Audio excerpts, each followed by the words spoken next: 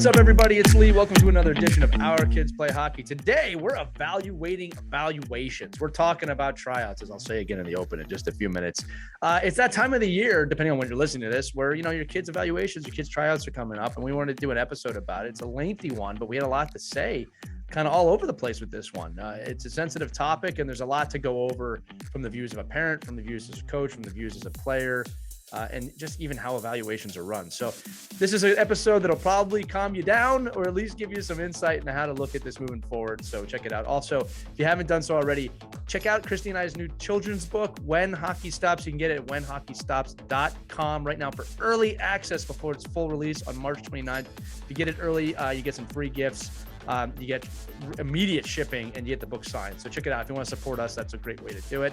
But with that said, without further ado, check out this edition of Our Kids Play Hockey. It's starting right now. Here we go.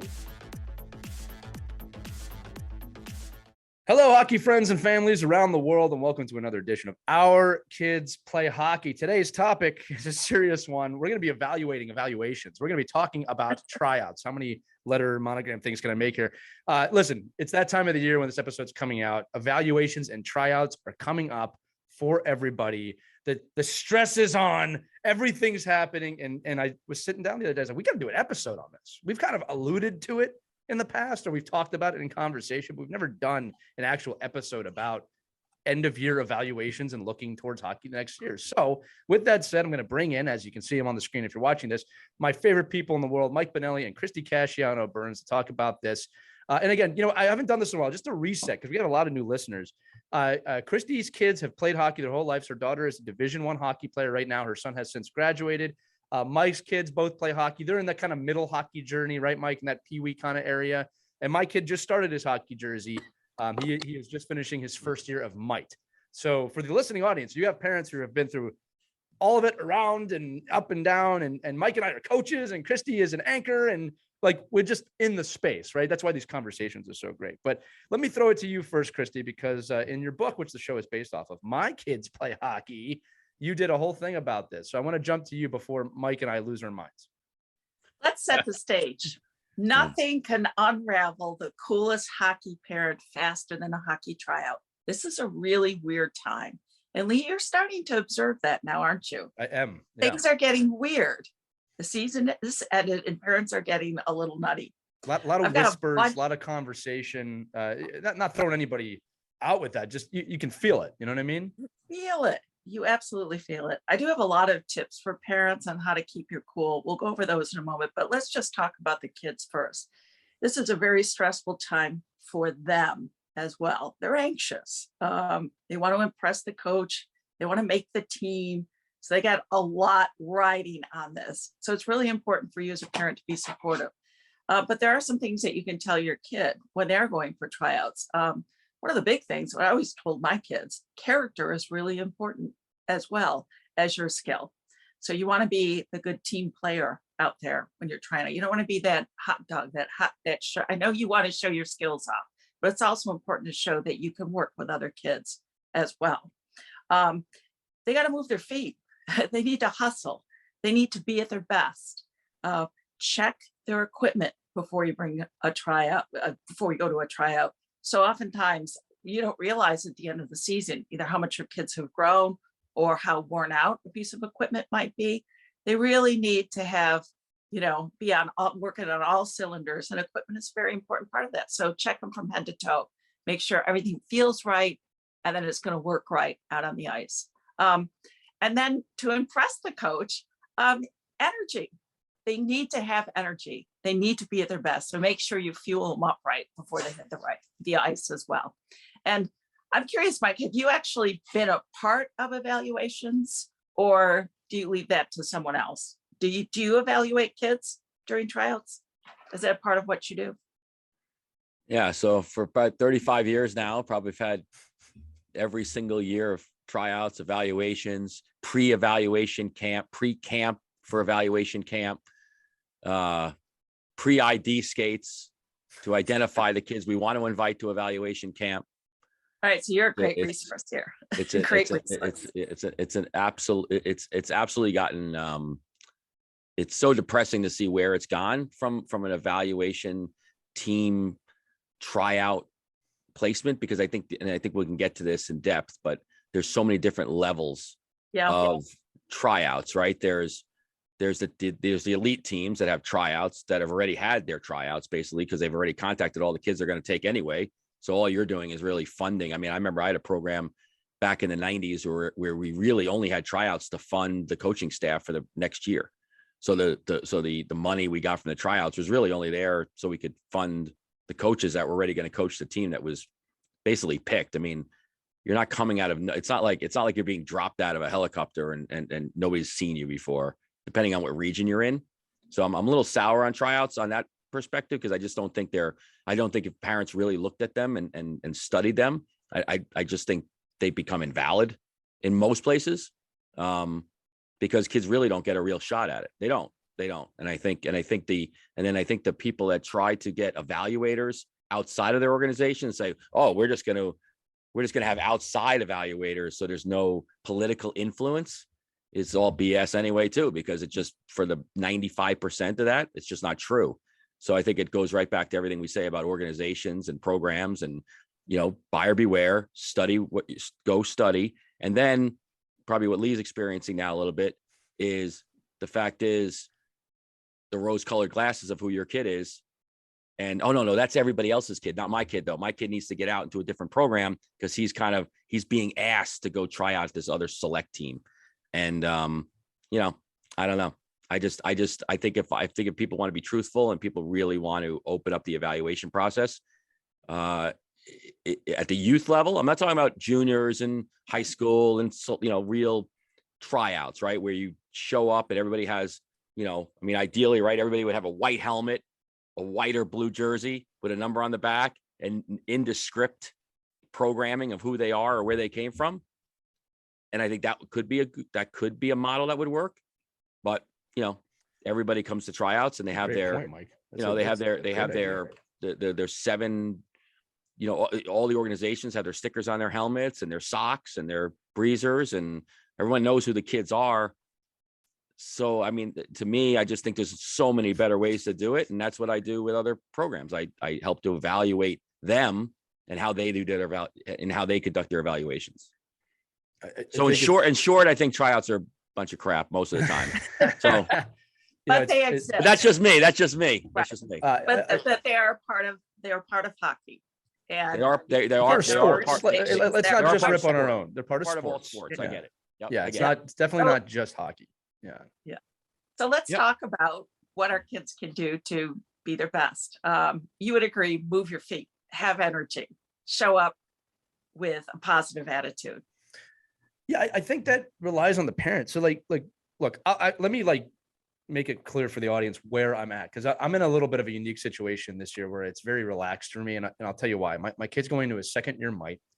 And I don't have an expectation on what team he's going to make. Right. And it's funny. I listen to the show sometimes called Our Kids Play Hockey. And what I remember, I'm being serious, like one of the episodes we recorded, you guys both told me you got to be at the development level that's appropriate. You got to find the coach and the team that's appropriate. And I'm confident that my son's going to be able to do that. I'm not interested in him making the top team. If he does, that's great. But I'm interested in him making the right team. And as a second year Mike, there's a little pressure off. I'm not going up a level. It's not a huge jump. Going to squirt's stressful, right? I can see how that'd be very stressful for parents. It's full ice full ice, 5 players on the ice at a time, offsides. Like, it's a different game. So I'm in a little more of a relaxed scenario. I'll admit that. But even going into his first year of Mike out of Adams, which is a little bit of a jump, I got to be honest with you guys, my attitude with him going into evaluation, I let him know it's an evaluation, but I said, just go ahead and have fun out there at this age. Just go out there and enjoy it. I do tell him, Christy, I said, you got to skate hard. You can't, this isn't a practice, right? This is more like a game, a mentality. You really got to work hard. But I don't want him thinking, and parents, I really mean this. You got to be careful with this. And everyone listening is going to say, well, I don't do that. And I don't think anyone intends to do this, but I know it happens. All right. I just don't want my kid thinking that the result of an evaluation or a tryout is how I'm going to value him or her afterwards. I don't want my kid to ever worry that if he doesn't make a AAA team, that he let me down. That thought is more devastating to me than him not making the team. All right. Now, with that said, the other side of this, and now I'm kind of talking as a player, I've been cut or dropped off teams I thought I should have been on. And I was devastated as a player, but you know what? My dad was there for me and he was hurting too. I remember him telling me like, yeah, you hurt, I hurt. And it wasn't easy, but man, that's a much better scenario than him being upset or me thinking that he was upset.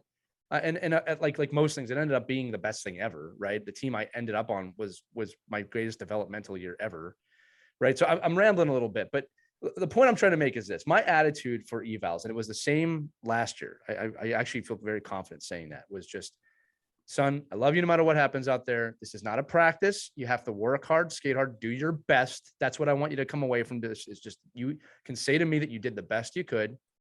I'm gonna love you no matter what, and have fun out there. Like, hockey's supposed to be fun. It's not supposed to be extremely stressful. And these events are extremely stressful. All right. And there is a good life lesson there for the kids. You're going to deal with this stress a lot. But as a parent, and this is where I'll throw it back to you. As a parent, I don't want to add on any more stress that's already there. It's already there. I don't want to add on more, because here's the truth. My kid's going to wake up the night. We're going to be fine no matter what happens. So I just don't want to add any more stress on my kids. And that's if they're changing organizations, staying in the same organization, going up a level. Just want them to know I love them, and that just do your best, skate hard, have as much fun as you can in these situations. That's where my head goes. Right. Yeah. You don't want to give them that double dose of anxiety, because they're already going to be disappointed if they don't make the team. And the last thing they want to do is also know that they're going to disappoint you. So, and I'll refer to a case, personal case. Sophia was trying out for this, elite team. She wasn't really ready for it, but she wanted to try, and she got cut. She didn't make the team. And it ended up being the best thing that could possibly have ever happened to her, because chances are she would have sat on the bench a lot with that team. So we found another team that she was actually the star player. And she really grew as a person, as a hockey player. She ended up being captain of the team, and she was so creative. She was they moved her she was playing defense. Right. They moved her into a position of a center, which she never played before. And she was so good. And she led the team to some championship wins, became awesome. Captain, and did some shots that were super crazy creative that she never would have been able to do had she been on that very elite team. You never know what's going to happen. So it was a silver lining. We didn't see it at the time, but it ended up being a real blessing. And, now she's playing college hockey. So, maybe that little setback in her lit the fire. Is setback even the right word? Is setback, like, here's the deal, is that, like I said, sometimes in sport, this is like a life thing. It's not even just a sport thing. Yeah. You need to have that confidence. You need to be on that team where you're one of the better players, right? And you have to lead, and you have to be a good teammate in that scenario. One of my favorite years playing, I remember this, was that I was one of the better players on a team, and I didn't make the highest team, but I gained so much confidence in that season. I look back, I'm like, I really needed that year. I really needed to feel that, you know what I mean? To get me to the next level. Right. We talked about this on previous episodes. If you're running your kid to make the top team every year, every single year, till they're 18, burnout's going to happen. We in our last interview, we were talking to a man who said it. He's like, my kid turned 18, he was getting college offers, he was burnt, didn't want to play anymore. Like, why they're 18, why would they want to deal with that stress forever? Anyway, Mike, let's throw it back to you too, because Christy, I think you're right. Like, look, the other lesson of evaluations, and I want to keep this positive too, because we got to talk about evaluations in general, but the other lesson of it is, like, these are life lessons. You have to make the opportunities for yourself, no matter what happens, whether you make the team or not. It's a life lesson. It's one moment in time. It's what you do, how you react to the situation. Again, whether you make the top team or you drop the team, how you react to that is what makes you who you are, right? I remember when I was a peewee, I remember a kid screaming, and I mean screaming in front of everyone at the head coach of the team he didn't make, that I hate you and you ruined my life. Right. And I can tell you, I played with that kid. He kind of had a bad attitude all year. Right. And the whole season was, shouldn't be on this team. I shouldn't be on this team. You are on this team. You could have an impact on this team. And you didn't, because you're so worried about where you should have been. That was, to me, that was the wrong messaging. Right. Yeah. Right.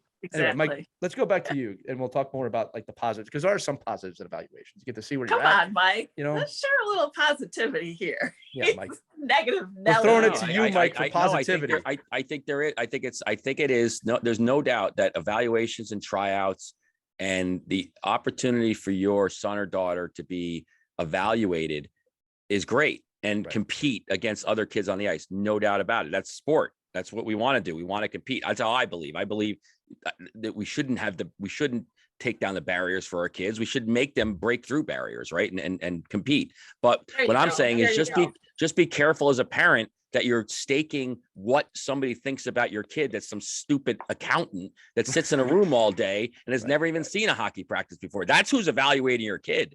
You know what I mean? Not a professional hockey coach and not a professional evaluator. And I think the fact is, if professional evaluators could even evaluate 6, 7, and 8-year-olds, we'd all have better jobs, because every pro team would have an evaluator in these little tiny rinks looking at 6-year-olds. You can't. So I think the way I think the best way to do it, me personally, is just don't feel like your kid has to be challenged at 8, 9, 10, 11 years old to try to make the best team. Just go right back to what we say all the time. Just try to make the best fit. Right. And if the best fit is, you know, because I know we all say we listen to our kids, but the bottom line is just like, oh, but you could make that team. But all my friends are on this team. No, I know, but your friends suck. They don't know what it takes to get better. Like you need to get, you know, they don't take it as seriously as you do. Like, I don't know. I like them. And you know, we're so fat. Listen, it's in the news today, right? This morning, Division I college athlete, everything going for her. Yep.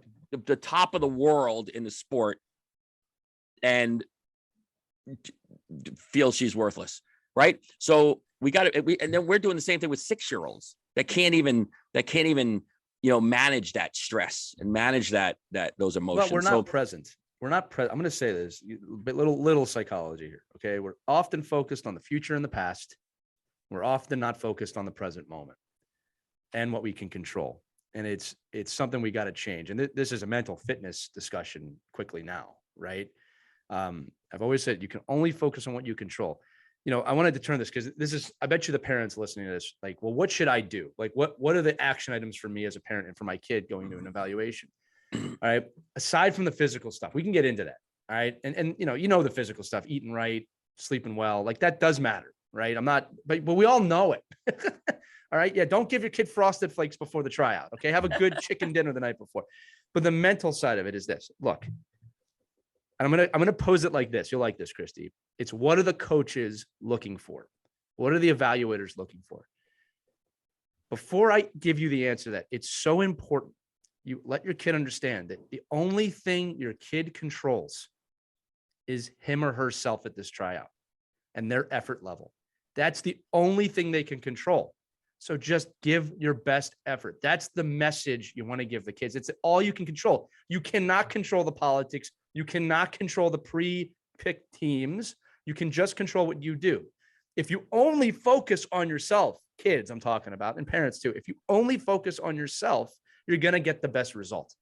If you focus on your opponent too much, I promise you will not get the best result. It's not how it works. The same thing in games. When I coach hockey teams, I don't worry about the other team. I worry about my team and maybe the tactics to beat the other team, but I keep the focus on us. I'm not worried about them.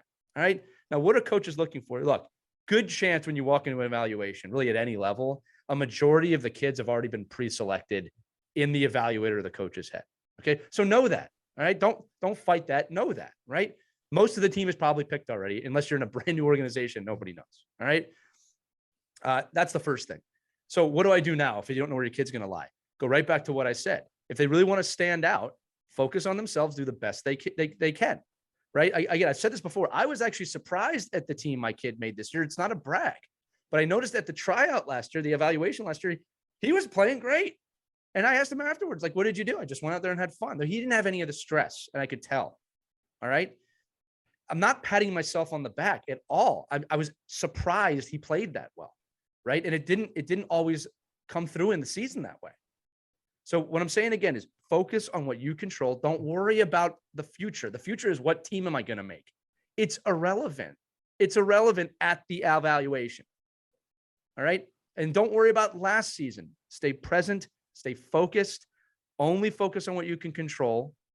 That is the best scenario for your kid and you, parents, because I know you feel the stress in the stands or wherever you are. All right. I know you feel that anxiety of, oh, I just want my kid to do well. All right. And here's the thing. Last thing I'll say on this before I throw it back to you. Let's say your kid has a horrible evaluation, just sucks, right? Whatever. They just didn't do well. It's okay. It's not the end of the world. All right. It happens. You hear these stories about the NHL, Mike and Christy, where guy shows up 5 seconds late to his first NHL training camp. They put him right on the AHL team. They don't even wait. Doesn't matter how good he is. Life lesson. And you know what? You know what that player said? I remember it because I saw the interview. He's like, I screwed up and I got to take accountability for that. I'm going to have to spend a year in the minors. Right. That's the way it is. Right. So just careful, parents. Take a deep breath. You know, I know it's tough because you're there with the other parents and everybody's kind of like, it's me. It's not you versus the other parents. Right. Right. It's not your kid versus the other kid.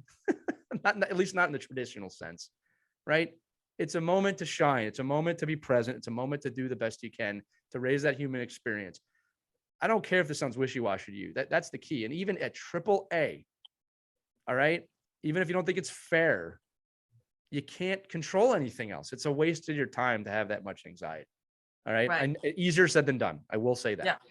And even in college hockey, in my daughter's case, any of the players, if they're late for practice, if they are late for practice, you don't play in playoffs or you're going to miss shifts. Right. That's just the way it is. So learn that lesson early, kids. Yeah. You got to be on time. You got to be responsible. And as Lee said, there's only one thing you can control. That's your actions and your behavior. You can control that. So if you're going out for a team, kind of like a job interview, it is your job to make the team. That's your job. Yeah. So you have to do your very best. Yeah. You know, and you might not get it. You might not get the job. Right. But I think going back to the lessons, right? That if you have a player that's a 12U or above, you know, a little bit, you know, it's carrying their own bag into the rink and able, you know, and they go in for check-in. Like have them check in. Right. Like, hey, my name's Michael Benelli. I'm checking in for the 12U team. Nice to meet you. What's your name? Like teach them, like if the old adage like that, you never get a second chance to make a first impression. If you're coming in new, then you've got to make a great impression. If you're coming in old, if you're a player that's been there before, it's your chance to kind of reinvent yourself a little bit because it's so hard for organizations to cut current kids. Like none of us want to cut a player. Right. I can tell you that right now. Like the goal of 90% of tryouts is not to say, okay, how do I get rid of all these kids on my team? That's not the goal. Are you sure, Mike? Are you sure? Well, no, I think it is. I think it is a goal for a lot of organizations. Trust me. And I wish I could name them right now because I would love to call them out. If it didn't affect me personally, I'd be like, I know it's all what you're doing is disgusting. And how you treat people. Like when you so I'll give you an example. If you're a parent that got a call about, let's say you're a goalie and you got a call that your kid was going to be like, we want him for our Bantam team. We think he'd be great. And there's 2 goalies on the team already, right? Mm. Don't think that those goalies didn't hear the same thing last year because they did. And don't think, oh, this guy wants me. This guy's really recruiting me. I'm like, yeah, well, the goalies that didn't fulfill what he needed to. So when I look at tryouts and evaluations differently, like I just don't think teams should be allowed to cut players after they've committed to them before they've developed them. Like in that the youth hockey world, the youth hockey sports world is all about churning new kids in and taking bad coaches that can't develop and giving them the opportunity to always just recruit the kids that somebody else developed. So it's a really bad system. And I think we always go back to it's dog eats dog. Yeah. The communities that do it well, right? We look at like the European model where no one gets cut until 14 years old. Like the teams don't even get, like, it's just, there's not even a statistic. So you wouldn't even know if your kid was better or not. So and again, there's debates on all ends of it. I realize that, but I think the biggest thing is you go into a tryout, your kid has carrying their own bag. They have their own stick. They got 2 sticks ready to go. They're taped up. Like me personally, if I was coming new into an organization, I probably wouldn't flaunt the old organization. Right. I kind of like dress down, like, if you have a plain jersey to wear or, You can take the stickers off your helmet. And because most of the time, if you're going from because everybody knows you, right? Oh, that kid. Yeah. He's over here trying out because they don't want him over there. Mike, I want to tap on something. If you want somebody else's bad news there, I want to tap on something you just said. And it's funny because this totally is right. Might be parents out there. Let's just say you are the parent of a kid switching organizations. Well, how does my kid stand out? Right. And there's parents like wear your bright jersey, wear the gold helmet. This is how you stand out. And I'm telling you this as a coach. I'm not just saying this as a parent now. You go up to every coach, every administrator on the ice, off the ice. Hi, my name's Lee Elias. I'm trying out for the team. I just want you to know, I really appreciate being here today. Thank you for having me out. That is how you stand out. I tell this to college students all the time. You want to know a really easy way? Parents, you can use this too. You can use this with your high school students. Easy way to guarantee a kid's going to pass a class. Go introduce yourself the first day of class and sit near the front row. Statistics show it's like 100% chance you're going to pass the class just because you did that. Now you might not get an A. That's what I'm talking about. Yeah, but see, if you're doing that, then you've already been coached well enough to do that, right? So I agree. It's the piece of saying, hey, oh wow, this number, I love this number. Don't be like, oh crap, you gave me number. You gave me 13 blue. This is the worst number. Can I get another? Just take the penny, go in the locker room. And the nice thing, and actually Del Belfry mentioned this too, which he did with his daughter, which I really loved. I stole from him a couple of years ago, that you go in and have your kid, make sure they introduce themselves to all the kids in the locker room. Because most likely one of those kids in the locker room is the coach's kid. And you just go in there and you introduce yourself. Hey, I'm here. My name is Michael, blah, blah, blah. Here's what I'm doing. This is what I want to do. And I'm telling you right now, when the kids are in the room, they advocate for other kids. You see it all the time. The coaches ask, hey, who'd you like out there? Who'd you like out there? Or the kids will say, wow, this kid, where'd he come from? He's really cool. He's really nice. Or because that's what kids think. Well, they don't. Mike, here's what I'm gonna say. You're right. Look, listen, I have to kind of preface this too. You're absolutely right. But also parents, do it because it's the right thing to do. Right. And Mike, you are saying the right thing to do. Yeah, we're kind of going down that lane. I just want people to know, like it's the right thing to do to have your kid introduce himself. Mike, this is exactly what you're saying. It's not a sneaky way to get in. It's just what you should teach your kids anytime they come to a new team. You got to do this stuff whether or not they make the team. That was the other thing I was going to say. Like you could be the worst kid out there, seriously, skill wise. You should still be doing this. All right, just because it's the right thing to do. 2, a teacher's responsibility. 3, it's a way to show people that's how you stand out. It's a character thing. Right, and I'm so glad that you mentioned that because the focus is so much on skill that parents forget the simple thing about manners and being positive and being polite and being that good team player count just as much as skill, especially if your kid's on the bubble. If it's between your kid and another kid, you're dead even. The coach sees something special about your kid because of the way they're reacting with other players, the way they responded to you, how he introduced himself or herself as soon as she got to the registration table and did it herself. That's all going to bode well for your kid. And don't think it doesn't go noticed either, as much. And it means more and more the older level you get. Yeah. Because your baggage is being dragged around with you. So when you're a 14U, a 16U, a 17U player, everyone knows you. The hockey world, we were just at a tournament this past weekend, and everyone in the lobby knew each other from 7 different teams, from 7 different regions, like all over the country, like basically everywhere, because the world gets tiny in the hockey. And I think that's where you need to be, I don't know if we're going in chronological order here, but it's the same idea. Like when you go and get cut from a team, like be the first one to say, hey, we really appreciate the opportunity to try out for your team. I really had the great experience. I can't wait to prove you wrong, or I can't wait to get an opportunity, to play at this level. And let me tell you something, when the 7 kids that they thought they were picking say, no, we hate your team anyway, we just came here for a BS tryout, we're not even coming here. All of a sudden they start going down the list going, oh, who's left, or who now can we grab? And it's the kid that probably stood out that said, oh, well, you know what? This kid actually wants to play here. Like, that's what I look for in a team. I look for players that actually want to play for me, not be like, oh, I'm just coming to try out because I'm trying out. Well, do you want to play here? Well, I'm only going to play here if this kid makes the team. That's ridiculous. Right, well, and don't think that doesn't happen either. Don't think it doesn't happen. That's all it happens. That's right. That's the whole process. I'm so glad you're sharing this, especially parents who, this is all new to them. this whole world and it's kind of cutthroat out there. Well, it is true. depressing to sound depressed, but Yeah.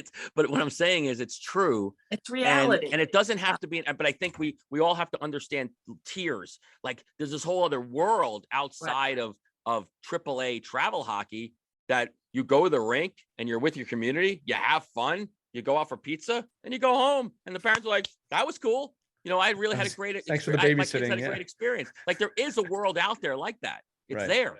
You don't always have to, you know, because you can skate around a cone, think that you need to go play on a travel hockey team or some kind of select program. You don't at any level. We talked to a gentleman last week that had a kid that played house league all the way until he was 13 years old. And he was their best junior player that they had in the history of the program. So just love coming to the rink. Your kids have to love coming. And in the evaluation process, if I'm a coach, I want to see that love because that's a kid I can work with. If I see that positive, exuding kid that's confident, that loves being in the rink, I want that kid on my team because now I can teach that kid something. Yeah. And Said. Mike, I just wish every coach looked at it like that and every parent looked at it like that, because look, again, another kind of just reality dose. Then I'm going to try and keep this episode more positive. We're kind of talking about the negatives of evaluations, but we have a lot to say. Like, look, if your kid's a great hockey player or a great athlete, they'll know. Parents, I got to be honest with you. And as a lot of you are going to think I'm wrong, and that's okay. But if you think that the sole success strategy is you having a political edge in the organization you're coaching for your kid to make it as far as they want to make it, I can't sit here and tell you that doesn't play into it at all. I can't lie about that. If you're well connected, you can do things, but that's not the path for success. That's a path for manipulated success. Your kids got to want it. They got to be a good athlete. And if this is what I think about too, guys, again, I'm in such a unique position, having played and done what I've done and kind of being on this show, but I just want my kid to learn the really, really strong life lessons, right? Because I always say, if I coach well, if we do a good job coaching a team, I don't have to coach that much at the end of the season. I always say that, right? It's true. Right? Teams that have won, I don't have to do much coaching. It's just very small corrections and really more I'm assisting the team more than I'm coaching. I kind of feel that way about my kids. Like I'm hoping, and you guys can tell me if I'm like out of my mind here, but I'm hoping by the time they're 15 to 18, with all the things that happen when you're 15 to 18, that we've done a good enough job as parents that maybe they will be able to do it on their own a bit. And that I can just be there for small corrections. And the other thing is this, I bet, and I know this, I'm sure there's people out there, and you guys can confirm this. Oh, well, you don't understand. When they're that age, you're going to have so much anxiety. You're going to have so much want and their dreams and hope. I believe that, but I don't want to project that. Right. All right. And that's where my mind goes. All right. I don't want to project my fears and anxiety on my kid. I can tell you right now, like, here, I'll be super vulnerable for a minute. I hate the first day of school. I hate it. All right. I have massive like separation anxiety with my kids only on the first day. It's fine. Like after a couple of days, I'm just fine. Right. But here's the thing that comes from my own childhood, because I had that with my mother and my father when I was young. Now, here's the thing. My kids jump out of the car on the first day. They're fine. And I realize this is my problem, not their problem. And if I get too crazy about it, it's going to become their problem. They're going to get anxious because I'm projecting it. So I do a really good job of hiding it. Or what I've done is I tell my wife, guess what you get to do today? You're going to drop the kids off on the first day of school, because I don't want to project it. We project so much on our kids, right? Out of love. But by the way, like this is not anybody's a bad parent. Okay. You don't want your kids to hurt. You want your kids to have every advantage. I do too. Okay. But my attitude with advantage, and again, I want you guys to tell me if I'm crazy, is I want them to have the skills needed in life to be able to conquer life to the best of their ability. Hockey will play a huge role in that, probably for my kids. Okay. It has for me. If it's not hockey, that's okay too. It's the life lessons. All right. Maybe the question is, well, what happens if your son shows unbelievable talent and skill? Then I will find the program that's going to cultivate that talent and skill. It's not going to define who he is for me. I refuse to do that. I have seen estranged elite athletes who hate their parents for pushing them so hard. It's not worth it to me. All right. Again, I'll let you guys talk because I got to say it one more time, guys. This is my opinion for the audience listening. If you don't agree with me, that is absolutely fine. I respect that. That's just how I approach it. I agree with you, Lee. I agree with you. You're 100% right. Yeah, I was kidding. I appreciate that. The one thing I always, when we talk about character for kids, we've always, my husband and I have always told our kids this, that do the right thing even when you know what no one is watching. Absolutely. It's so important. Right. I thought we could dive a little bit into the anxiety that parents feel. And I Please, do address this in the book, My Kids Play Hockey. And I turned it over to a goalie mom. She's a great writer, Sharon Eng, and she listed some bullet points, some things for parents to keep in mind. I just want to, I want to share them with you because she's spot on here. So she goes on to say just some tips that she swears by. Number one, don't watch your player too closely. There's nothing worse than having your nose pressed up against the glass, analyzing every move, seeing every mistake up close and personal. And yes, that goes for goalie parents especially. Yeah, let's talk about that. That's a great point. You do stop with the watching every move of your kid during tryouts and having the clipboard out and you did this right, you did this wrong. Relax. Stop. Would you agree? Yeah, don't the car's not for coaching. It's same thing at tryouts. It's the same thing. Yeah, the evaluations are not. Yeah, for and frankly, evaluating. your opinion doesn't matter. So your opinion doesn't matter. It doesn't. It's so right through their heart, Mike.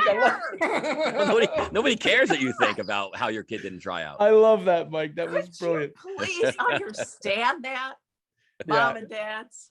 It doesn't matter what you think. If your opinion mattered, you'd be down there, or you'd be up in the Hawkeye. Yeah, no, look, that's a great point. And right. Look, again, there's so much stress. Just Christy on that one point. Again, my kid's gonna come. Hey, how do you think I did? I'll just be honest, but I'm not gonna be like, well, you did this wrong, you did that right, you did this wrong. Yeah, I think you did all right. That's it. We'll see. We'll see what happens. Well, Michael, my kids have a little friend that will say, like, they'll be like, oh, how'd you do on that shift? He'd be like, oh, you were terrible on that shift. Like, well, that's kind of little, that's a little too honest, isn't it? Right. But it's like, okay, well, I guess so. I guess I was, but the kids know. Listen, I can tell you right now, your kids know when they get off the ice, they know where they fit in the pecking order. They know. I don't care if they're 5 or if they're 18. They know, and they're like, and if you know what, if they don't know and they don't really care at all, then it doesn't matter. It doesn't matter where they are at. I mean, like, hey, whatever team you're on, it seems you're going to be happy because you didn't even know where you fit in anyway. So who cares?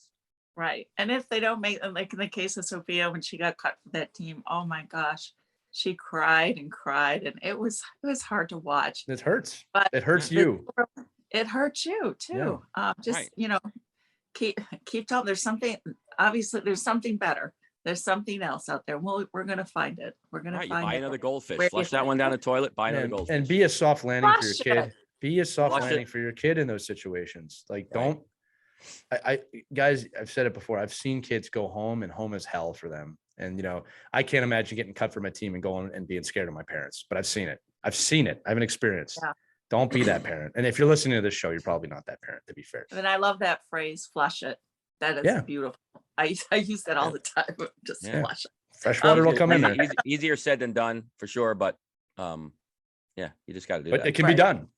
Yeah. And on that point, and this is a great tip too. Try to keep your players' emotions in check. They aren't stupid. They're not the worst player out there, even if they didn't perform that well. Again, negativity breeds stress, so they don't need that as well. And here's another thing. Resist the urge to speak to the coach at tryouts. He or she doesn't have the time to get into an involved discussion with you during tryouts with 100 other parents listening in. Not the time. Have you been approached? So let me give you a rule from a coaching point.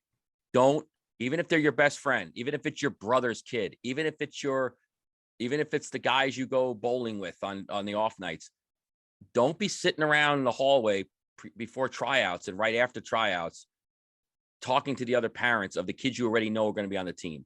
Because what happens is it just sends the wrong message. And it might not be wrong. It's not like you don't even know what you're doing, because everyone now is watching you and every move is, oh my God, they're talking to so-and-so.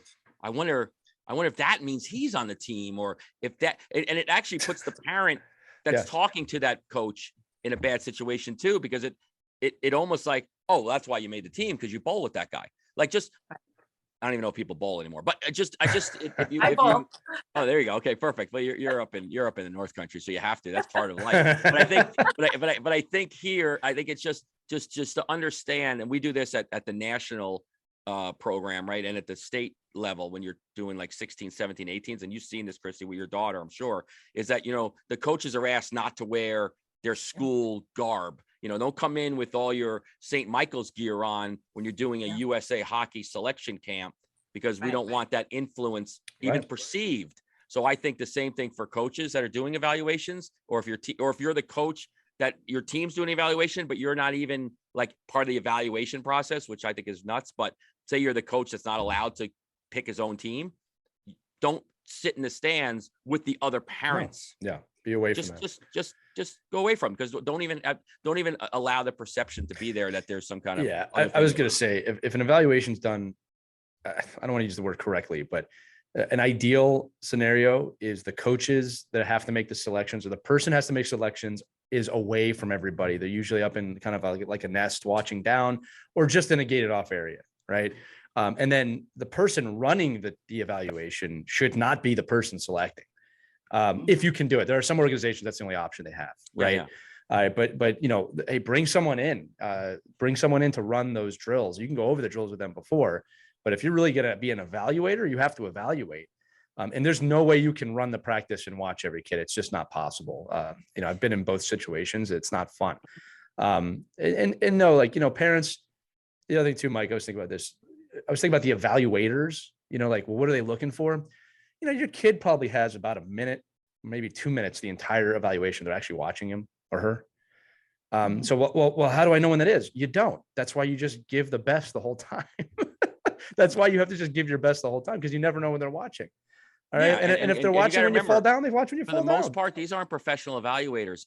These are not people that look for talent. They're just moms and dads and even coaches, like guys that played hockey. Okay, great. So most of these guys, I'm because I've done this literally for over 35 years of sitting with evaluators.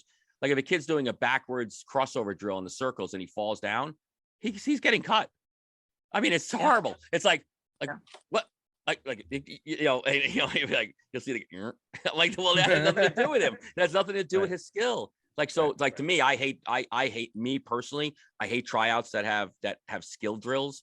I want to see kids play. Like, I want to put them in a game play. Scenario at the older age. Not play at the older ages. Yeah, even at every age. I mean, I don't care if you go around a cone. If you can play, you can play. Like, I want to know if you can play hockey. Like, you could look ugly. Like, I use the example all the time. When I was growing up, I started late.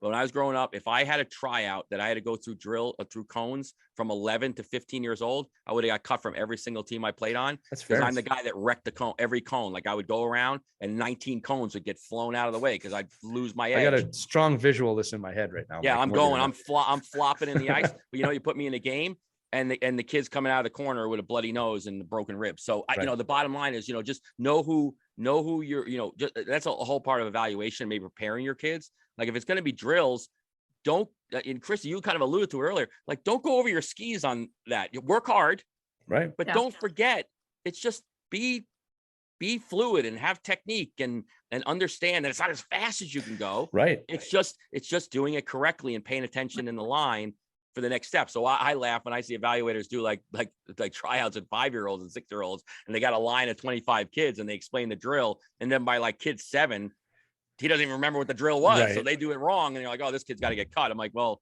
he's 5 years old. I mean, but again, but I think just going back to the whole point of, just don't, the politicalness exists. So just do everything you can to mitigate it by not having, cross-pollinating, all the evaluators, coaches, and parents. I think there's just a good rule of thumb. Right. And Sharon, she's great. Sharon, a great writer. She says, for me, I clench my teeth, I wring my hands, I try to talk about other things. I never press my nose up against the glass, even when a really big goalie comes out of nowhere. So And she said the other thing is have some wine. That's great advice. That's really good Wow. You know, advice. several hockey mom Just friends relax. who just have a glass of wine at the rink bar in anticipation of their Yeah. nerves. Or in Not just on a the, big not on the gold last, cup. not that on the you can't last see. night, not on the last night when they post the names Yeah. up on the board. You think That's my true. kids should be on the What team? the hell? Yeah. No, I think that's great advice. Maybe have a little sippy cup with you in the stands. If don't tell anybody.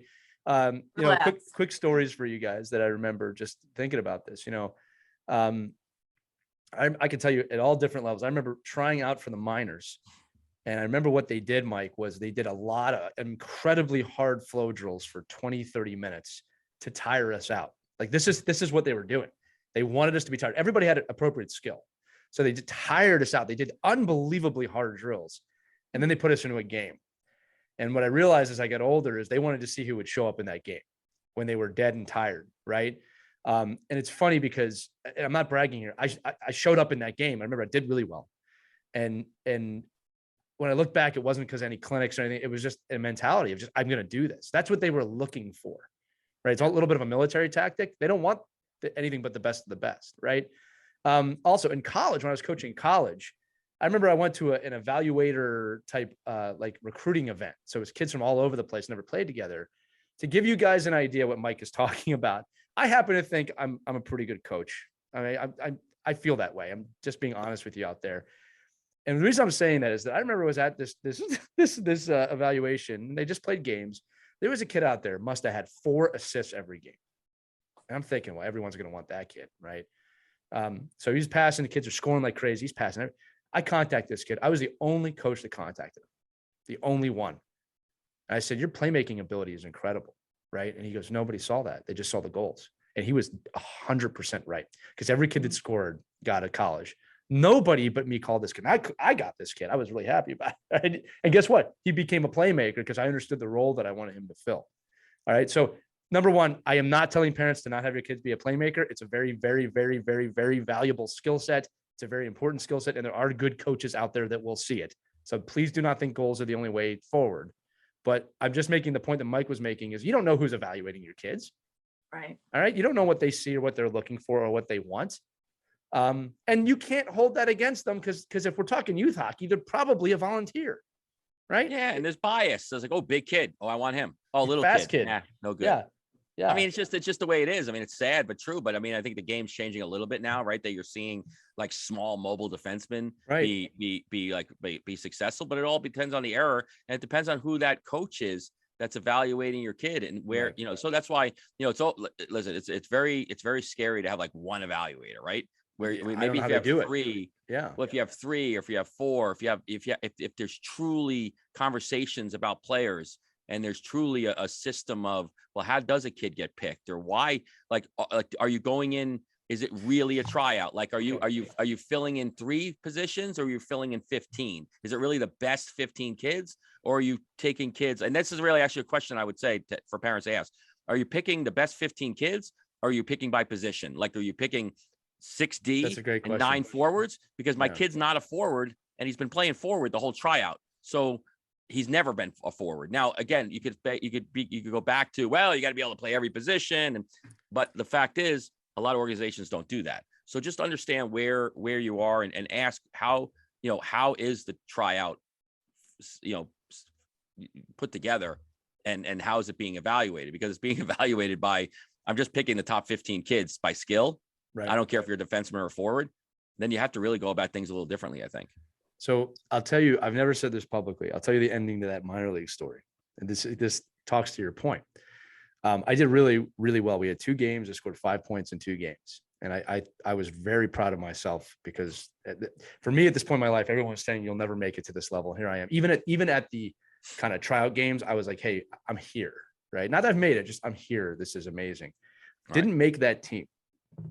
All right. With 5 points in 2 games. I'm not upset about that. This is to your point, Mike. When they brought me in, they said, look, we're going to keep you on the bubble. You didn't get any fights out there in the tryout. And I'm sitting there looking at the guy again. This is right around the turn of the century where hockey's a little different at this time, parents. So like fighting is a major part of the game at this time. And I kind of looked at him and was like, well, I'll fight if I have to fight. There were a lot of guys got in fights in these tryouts. That's what they were looking for. And I didn't make the team because I didn't do that. Don't hold that against them. I'm totally at peace with that. Right. But it just goes to show you, I didn't know what they were looking for. And had I known that, I might not have made the team even if I did know that. I just did the best that I could. I'm very proud of the performance. But my point is that you didn't fight. They weren't looking for 5 points in 2 games. Right. So my point again is this. I don't hold that against them because they knew what they needed. Again, this is a professional level. This isn't youth hockey. They knew what they needed. Right. But this happens at the youth level. I might need a number 5D. Okay. And I'm looking for that player who fits in well. And sometimes that means, and parents are going to think I'm crazy, there are times a better forward will not make the team because they just need that D. Right. It's amazing when it goes into this. And here's the thing. Is it fair? Right? No. Life's not fair. Tryouts are not fair. Evaluations are not fair. None of it's fair. What you're going to do with that as a parent, that's really the question. When your kid hits the wall of that's not fair, which is going to happen so many times, right? What are you going to do? What is the lesson you're going to teach your kid there? Yeah, you're right. That's not fair. Let's scrounge our way back onto the team and do everything that we shouldn't be doing. Let me teach you that if you grovel enough, you can get what you want. That's not the right message, in my opinion. Right. Right. But it's also not fair for organizations to continually totally do the bait and switch, right? Yes. So if you're that parent, I see the parents all the time, they check in. I'm like, are you really here? Like, what are you doing here at this tryout? You did 19 pages of emails about how this team sucks. Right. And now you're tryouts. Yeah. Like, what do you do? Like, why are you here? Right. And usually it's the red flag of they're here because they burn the bridge at the 19 other places that are well, it's them. It's them. It's not the organization at that point. No doubt. And I think sometimes, but that's where, you as a parent, and, in your kids, like sometimes, sometimes parents just don't know. There's a program I work with these guys at Power Player, and they do so the whole premise of evaluating kids through the course of a year is that you pick kids based on your body of work, not 3 days of tryouts. So we see it all the time at the youth level, especially in the spring. Like all the tryouts are in April and May. So most of us that are in the world of sport love our kids playing like baseball and lacrosse, right? So it's so sad to see a kid go from like lacrosse practice where they just practiced an hour and a half, and then they're running and they're getting dressed in the car and they're going to hockey practice, and they're expected to perform at the level at the other kids that are doing nothing. Now, there's a pros and cons. Like, well, the kid's a multi-sport athlete, great, but he's exhausted. So should he be getting evaluated on the same scale as the other kids that are playing? So there's a whole, you have to understand what organization you're going to and when the time of year is.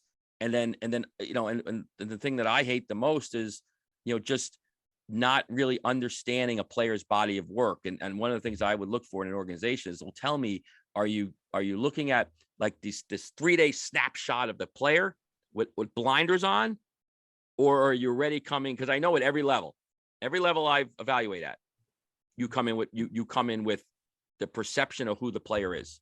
Every level, doesn't matter. You know who the player is. And you base your opinion off of whether they're on the up scale or the down scale of who you thought they were.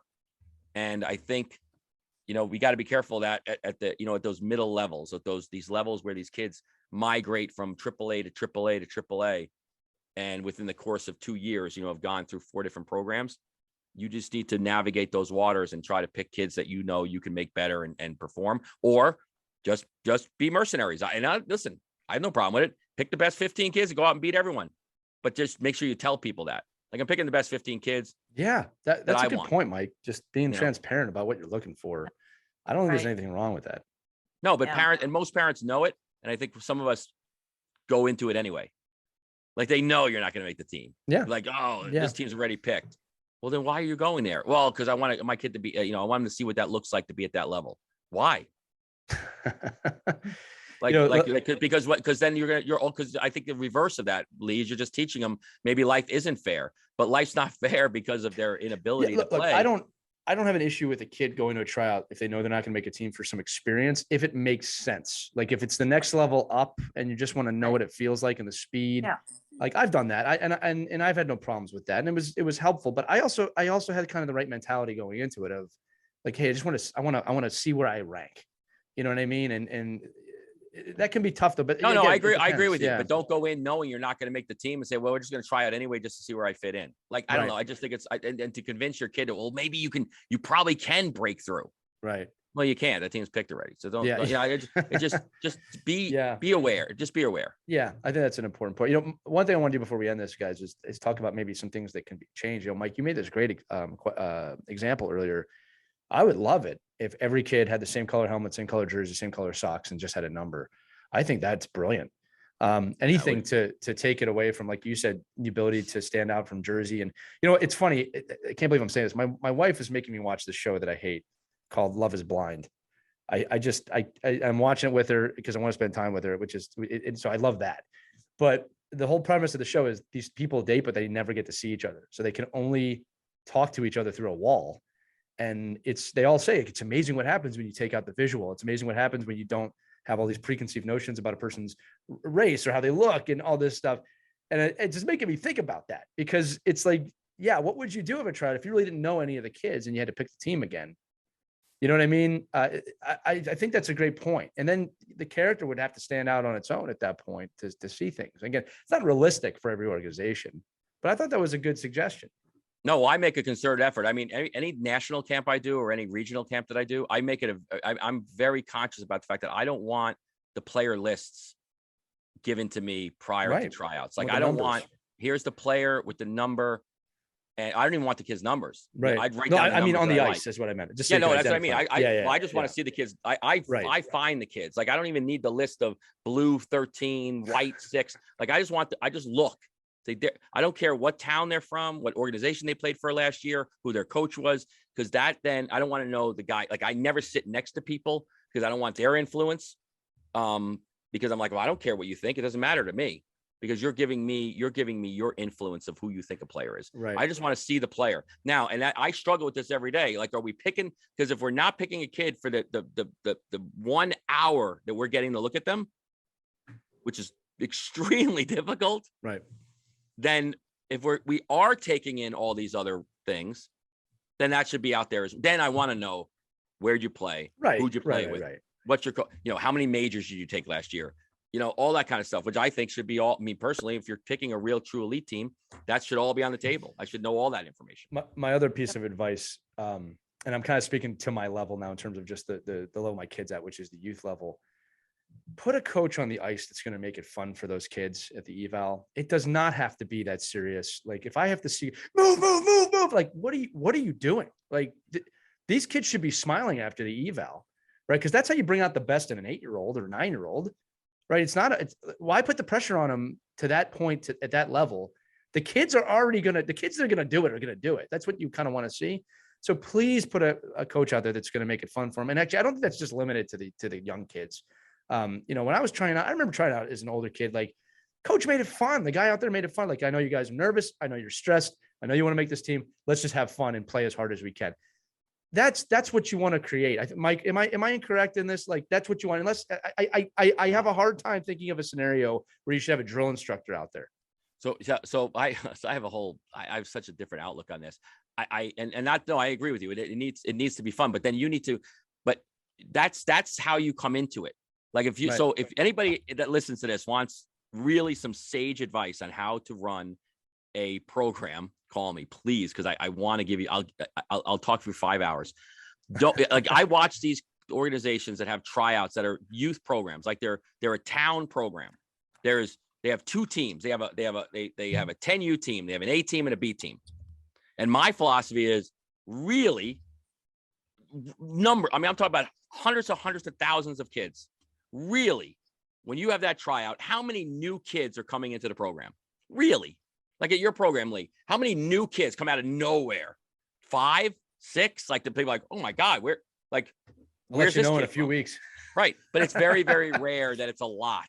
Right. At the AAA, it's not a lot. at the compilers, at the big, huge programs, yes, it floods the market, right? But in your little market that most of us are in, that most of youth hockey world is in. It's most of the same kids. Yeah. It's mostly the same kids. So what the hell is the difference between me saying what team I'm going to put your kid on without having any evaluation and tryout, just based off of the kid? You join my program. You join my world, our family. You hear this all the time. I love my hockey family. And on Facebook, people want to kill each other on April 16th because their kid got cut from the family they love, right? The team sucks. So I see this all the time. But that's it. To me, that's anxiety. So I'm like, why aren't you just, because my feeling is this: the mom or dad that gets upset because I placed Michael on the B team or over the A team because of my random thoughts of where they fit in is just as mad as if they went through this whole 3-week tryout process at $180 and got put on the B team anyway. So I'd rather, as a parent, say, okay, well, why did my kid get put on that team? Right. And we could talk about this, is a whole nother episode, but for hockey directors and program administrators and coaches, I want to know if you really are this good and you're such a great evaluator, then tell me why my kid didn't make the team, and tell me why my kid did make the team, and give me some real honest feedback for what I'm investing in, on why I'm here. Like, why am I here? And what can I do to get better? Because the whole thing, oh, you got to work harder, Lee. Okay. I think I work pretty hard. Well, you just got to work harder. Thank you for that very sage advice. Please work harder. You sound like a fan at a game. Shoot the puck. You got to shoot the puck. You got to block. You got to block that shot. Hey, right. That shot's 120 miles per hour. I don't care. You got to get in front of it. Right. You know, as the guy actually, stuff his face you do the kid a popcorn. favor if you're an evaluator. If the kid's upset, if you tell them good feedback, you do them a favor. You give them a goal for the year. No doubt about it. I think, and that's why, like, when I advise small programs, like, I always fall, like, me personally, major minor is like the most brilliant way to have youth hockey programs. And what I mean by major minor, if you're not in this world, is it goes by year of birth. So if you're a squirt, if you're a 10U, second year 10U, you're in a pool of just second year 10Us. Right. If you're a first year 10U, you're in a pool of first year 10Us. It helps in program retention. It's like varsity and JV growth. In a lot of ways. Yeah. Well, it's not even J. It's you could have it's two varsities. Right. It's varsity and varsity. You're right. It's like the best kids in that age group. And what happens is the kids move up together, because in the world of youth hockey, when you do A, B, and you do two teams and within age groups, and statistics will tell you that most of the time, like the better. So think about this: the better kids in the younger age group make the A team. Right. But then the worst kids get worse. They don't get better. So they now have to play with you, because now there's a wall. You're stuck. You can't go to the next level. You're stuck in the top of that age group. Right. So now the shitty kids, the kids that aren't that good, come in. Right. Right. And then everybody's like, well, I don't want to play with those kids. They stink. I just play with the really good kids. So what do? They leave. They leave your organization to go to another. So it's a vicious cycle. So there's so many better ways we can fix this and make it where real tryouts and evaluations of kids really become a place where not only can the kid get evaluated, they can get all the attributes of working hard, persevering, being a great person, showing their true colors. But it also helps because we're building better communities, better family relationships, better team structures. And if you're really interested in making your program strong and successful and having great retention because of all the work you're putting in to keep kids in your organization, it statistically and unequivocally allows you to have kids stay in your program for longer periods of time, which is a whole better way on a return on your investment if you're working in a youth hockey world. I'm done. I want to close this episode out with two questions. It's going a little over time, and I appreciate the audience that's still listening. Hopefully we're providing a lot of value, or at least conversation. So I have one question from Mike. I have one question for Christy. Mike, I'm going to start with you. Why are evaluations at the end of the season now and not the start of the next season? Do I have a couple $100 bills here? Because it's money. It's because you can't, because people will say, well, I can't put I actually have a weird feeling about this. Like, some people say, well, if they had it in September, like they used to have it, it gives my kid all year to work hard and get better to make the top team. Well, I guess you could say that, but all the kids are in the same boat. They're all in the same, like, so if they all did that, wouldn't they all get better and make the team, make the team and commit? I think what it also does, in my opinion, this is a money grab, and not unjustly. People have to keep their rinks open. You make the team in April, you start April workouts, you have summer programs with your kids. You do that now, because that's where this is where we all gone back bonkers, is that now we're doing the summer select team and the conditioning camp and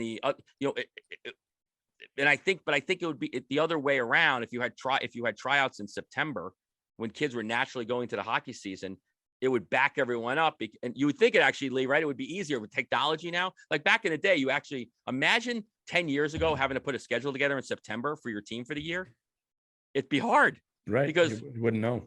You hardly had email. Like now you just send out a blast and say, hey, I have a 10U team looking for games. Here are the dates. And in 2 seconds, you have games scheduled. So to me, you think it'd be easier to pick a team in September. Yeah, I'm just curious. I was just curious about it because I don't remember it. I think it really came about. I mean, you got to remember, USA Hockey ceases business after the national championship. Yeah. So after the nationals are over in March here, then USA Hockey is done.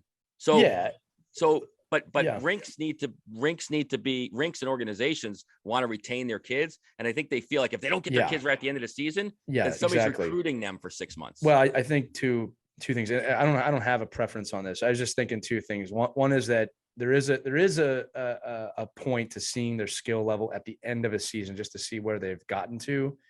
And there's also the idea of, from a political standpoint, man, if you don't hold your tryouts in April and you do it in September, the kids are going to pick another team because they're going to make another team. So that's the vicious cycle of it too. I just found that weird because, like I said, we're going to have evaluations here in a couple of weeks. And I'm like, I don't know if my kid's going to play hockey this summer. We talk about that. He might play a couple like summer leagues, not spring league, but he might be off the ice for a while here. And it's like, he's going to come back and he might not be where he left off. I don't put that much onus on that because he's 8. I want him to play multiple sports. It's a little different when you're 15. I'll give that. All right. Christy, my question for you. You're the only one who can answer this. You've been through it with 2 kids, full hockey careers in youth hockey. Is there anything you would have done differently? Anything you would have changed? Anything you think you did really well that you can take away? Right. It's really hard, especially when your kid gets cut from a team. You feel so angry and so upset, and you think, how's my kid going to recover from this? You really kind of get caught up in it. Now looking back, really, it was a blessing. It really was a blessing that she got cut, and I didn't see it at the time. Obviously now, hindsight's 2020, right? And it's so true. As you look back, and I'm thinking, okay, let's say she made that AAA team at that young age, and she probably would have sat a lot. She wouldn't have had a lot of game experience because the other girls were so advanced. She wouldn't have that opportunity to be creative like she did on the house team, which got created because a bunch of girls got cut. So we all came together and created this team. And from there, she met girls who were trying out for a high school team. So all of a sudden, she wanted to go out, try out for a high school team. I don't think she would have tried out for a high school because that AAA team didn't like high school hockey play. They didn't let their girls. You couldn't play on a high school team because they were so elite. If you're on our team, you do not play high school hockey. Thank God she played high school hockey. That was the best experience of her life. They won a state championship. They won sectionals every year. And those are the best memories she's ever had. And she got creative and, talented enough to play college hockey. So I guess my life lesson for parents is don't stress about it, especially if they get cut from a team. It could be the best thing that ever happened. You may not see it at the time, at the moment, and it hurts like hell. But trust me, when that door closes, there could be a better one that's about to open for your kid. It's a very trying time. Tryouts are trying for the kid and for the parent. Don't get in their head so much. Resist that temptation and just be supportive. Be a good parent. Yeah. And it's a great note to end it on. And it's kind of like, I think we bookended it actually with that note. It's all out of love. All of it's out of love for your kids, hopefully. Right. And at the end of the day, they just got to know that. You know what I mean? So anyway, this was a lengthy episode. For those of you listening, we really appreciate you staying to the end. It's one of those topics. It kind of deserves a lot of time. We could probably keep going, but we all have regular lives that we have to live. So again, if you have not done so already, please head over to whenhockeystops.com and pick up the new book that Christy and I wrote. You have early access options now before its full release on March 29th. Also, if you love this show, which you probably do if you listen to this entire episode, make sure to like and subscribe, maybe give us a ranking on Apple Podcasts, wherever you listen. It really helps us out a lot as we continue to grow. You are a wonderful audience. We love hearing from you and the feedback that we get. It means a ton to us. It affirms us being here every week. But that is going to do it for this edition of Our Kids Play Hockey. For my really great friends, Mike Benelli and Christy Casciano-Burns, I'm Lee Elias. We'll see you on the next episode. Have a great week and good luck with your evaluations. Take care. We hope you enjoyed this edition of Our Kids Play Hockey. Make sure to like and subscribe right now if you found value wherever you're listening, whether it's a podcast network, a social media network, or our website, ourkidsplayhockey.com. Also, make sure to check out our children's book, When Hockey Stops, at whenhockeystops.com. It's a book that helps children deal with adversity in the game and in life. We're very proud of it. But thanks so much for listening to this edition of Our Kids Play Hockey, and we'll see you on the next episode.